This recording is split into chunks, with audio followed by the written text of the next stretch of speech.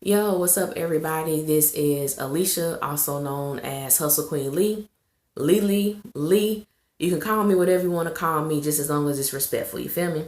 And so, this is going to be a different type of video that I'm doing today. I normally do recaps and reviews. However, I have gotten a lot of requests for me to do a video on steps into creating a fictional book or a fictional story. I do have people that, they do stories on Wattpad. I'm not really familiar with it, but I do know of it. And you do have some people out there who are aspiring writers, aspiring authors, and they just need to know, I got these ideas. Where do I go from here? And this is not just with fictional. This can be used with any type of writing or any type of path that you're trying to go on. Me, for an example, I'm freelance, which means that, I do things, I write for different you could write for different columns, write books, write whatever, but it's just freelance. So you make your own schedule, yada, yada, yada. We'll get into that a little later. So I just wanted to give you 5 or 6 steps to get started on your journey of becoming a author. So first things first is you have to ask yourself, what type of story are you trying to tell? Everything starts with the story. So are you trying to tell a story of someone dealing or struggling with their sexuality? Are you trying to come up with the story where you're dealing with interracial dating and the judgments and the trials that come along with that? Are you trying to write a story of a faithful wife who, after one night of passionate love with the ex, finds out she's pregnant and she doesn't know if her husband fathered her child or if her ex fathered her child? And I bet y'all like, what the hell? Those are great topics. Those are great topics. However, you want to make sure that even though your topics may be powerful, you have to come to the understanding that you have to be intentional on everything that you're writing from that point on. But we'll get into that a little later. So find out what type of story that you're trying to write. What story are you trying to tell? What type of feelings are you trying to provoke in your consumers? So once you have all of that started, you got that down pat, then you can go to your next step, which would be developing a character web and a story web. And I don't know if everyone has used this. I learned this in elementary school. You write a circle and you'll either put the name of the character or the name of your story in the center, and then you'll draw these lines from the circle. It'll be so many little lines and so many details or descriptions about your story or about the character.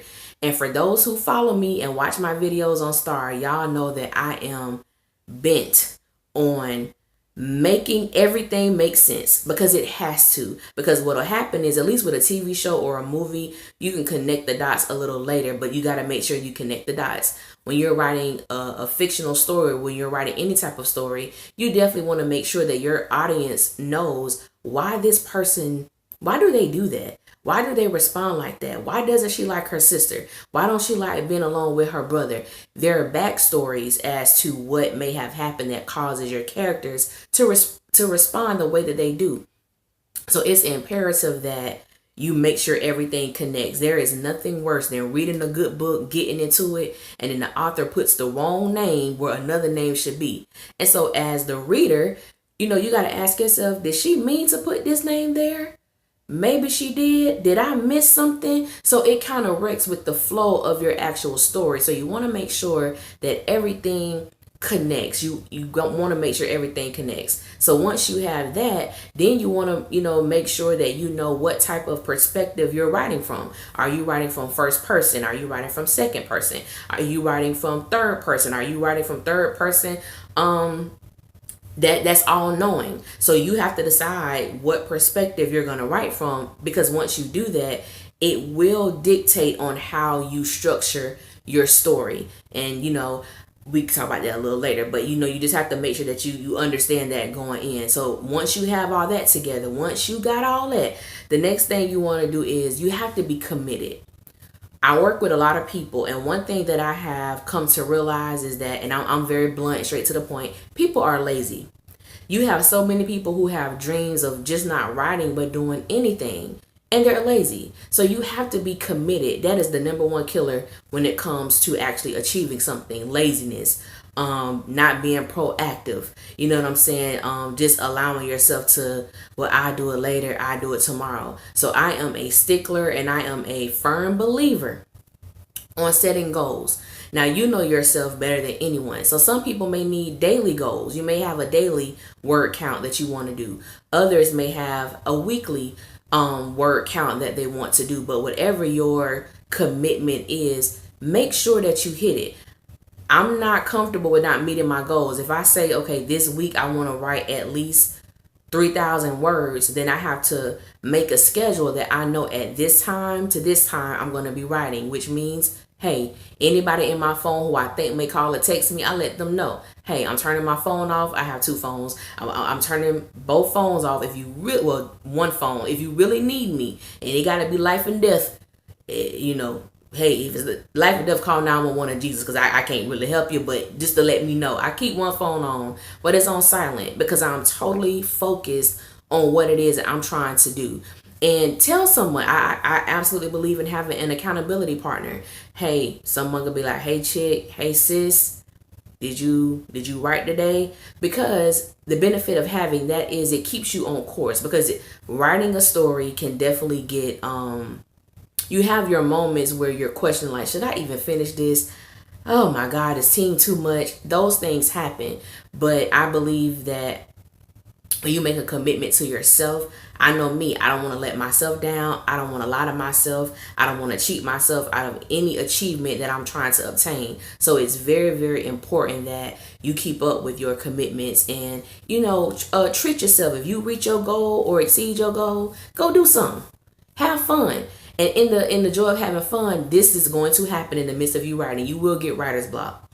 I'm a firm believer that when that time comes, stop writing. I have actually forced myself to write when I've had writer's block, and once the creativity kicked back in, I'm reading over what I wrote and I'm like, I gotta trash this. This don't even make sense. This don't even go with the flow of my story. So if you have writer's block, stop. Go out, go get a drink, go dance, go out and eat with your homies, go bowling, whatever you have to do to get yourself in that mood where, your creativity is flowing, do that. Writer's block is going to come. When that time comes, just don't write, call it quits.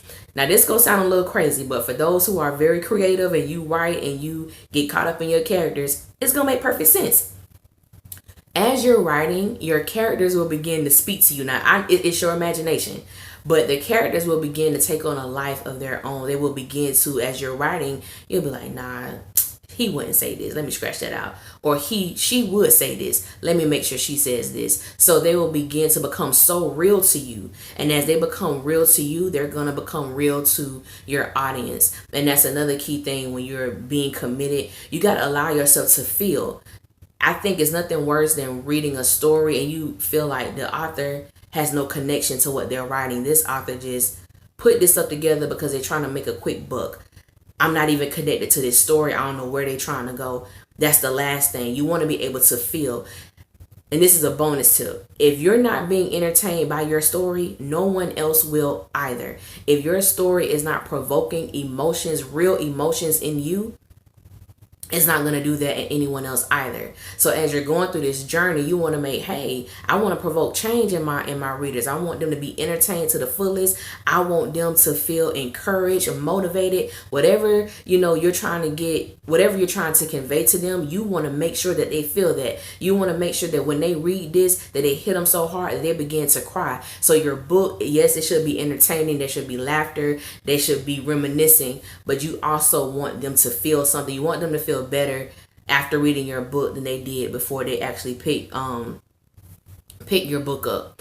Another thing, you want to find places that get you in a mind to write. You want to go to places where your creativity is just flowing, where your imagination is open, where you're inspired. Sometimes it's your house. Sometimes it's at a park. I love being by water. It gives me a sense of peace. So I may find a park that has like a pond or a dam or something like that. I love that. You may go to Starbucks. So there are different places that may get you in the mind to be creative. Find those places. Just sit there for a moment and see if anything comes to you. But you definitely want to be in a place that your creativity is flowing freely. Sometimes it can happen at your house, but then sometimes your house is too familiar or you're like, dang, I need to wash them dishes. I need to clean that room up because it's a hot mess. So you want to be away from things like that that's going to distract you. So just get in a place where you can definitely create and be open to everything that may be coming to you at that particular time. You just want to make sure that you at your top peak creative flow when you're writing. And the last thing, don't be afraid to go there in your writing, whatever there is for you. Because sometimes people who don't curse, I don't really curse a lot in my normal life. You know, you may hear me say hell, damn, ass. That's pretty much all you really get from me. And that's all you really see in my books. So I'm not big on profanity or anything like that. I come a long way. But